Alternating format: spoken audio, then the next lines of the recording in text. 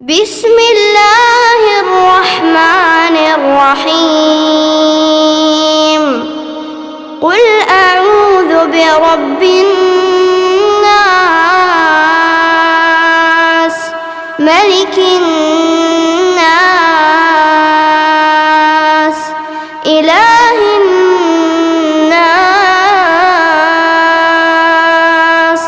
من شر الوسواس الخناس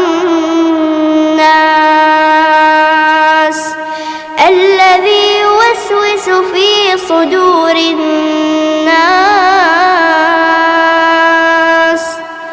من الجنة والناس.